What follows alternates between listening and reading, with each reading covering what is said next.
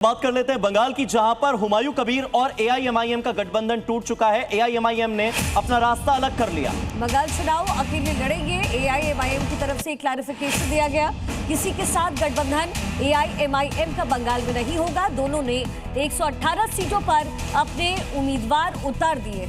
तो असदुद्दीन ओवैसी की party AIMIM ने हुमायूं कबीर की पार्टी आम जनता उन्नयन पार्टी एजेयूपी से गठबंधन तोड़ लिया है। दोनों पार्टियों ने 25 मार्च को पश्चिम बंगाल चुनाव साथ लड़ने की घोषणा की थी और अब एआईएमआईएम चुनाव में अकेले उतरेगी। दरअसल एआईएमआईएम ने अपने एक्स हैंडल पर लिख दिया कि हुमायूं कबीर के जो हालिया खुलासे हुए वो ये दिखाते हैं कि बंगाल के मुसलमान काफी असुरक्षित हैं।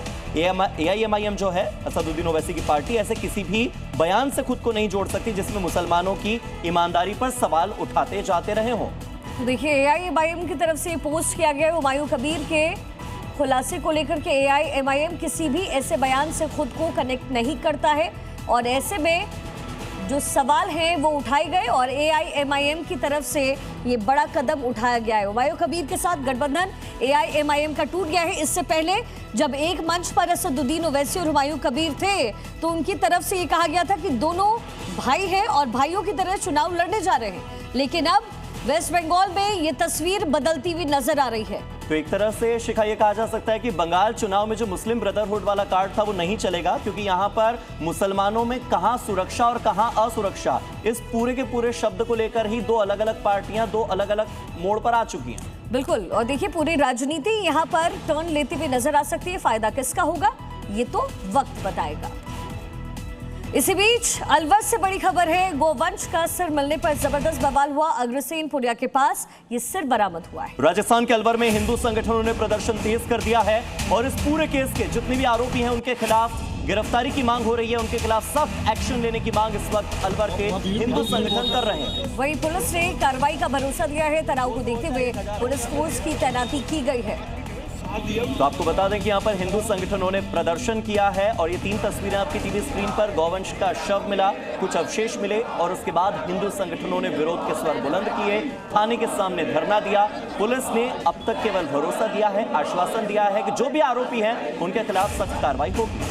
वहीं अलवर में हिंदू संगठन की तरफ से जोरदार प्रदर्शन हो रहा है। सड़क पर हनुमान चालीसा का पाठ किया गया। बजरंगबली की जय के नारे लगाए गए हैं, हर हर महादेव के नारे सुनाई दे रहे हैं। विरोध के दौरान प्रशासन के खिलाफ किस तरह से लोगों का गुस्सा फूटा उसकी बानगी करती है तस्वीरें आपकी टीवी स्क्रीन पर अलवर से। गोवंश का सिर मिलने पर लोगों में आक्रोश का माहौल है। सड़क पर उतर करके जोरदार हंगामा और प्रदर्शन तो हुआ ही, साथ ही हनुमान चालीसा का पाठ बीच सड़क पर लोगों ने किया।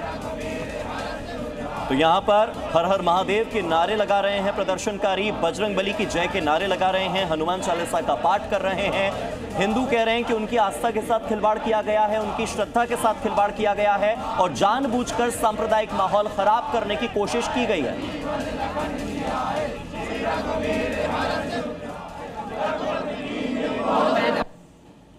जितने भी हिंदू संगठन है वो इकट्ठे हुए, यहाँ पर कुछ अवशेष मिले जो कि इनको लगा कि प्रोबेबली जो है वो गौवंश के हैं, जिसको लेके इनकी ये भी मांग थी कि अगर एफएसएल में निकलता है तो उसके ऊपर विधिक कार्रवाई की जाए। एफएसएल टीम यहाँ पर मौजूद है और बाकी जो मेडिकल टीम है उसके साथ में जो भी रहेगा उसके ऊपर कार्रवाई की जाएगी।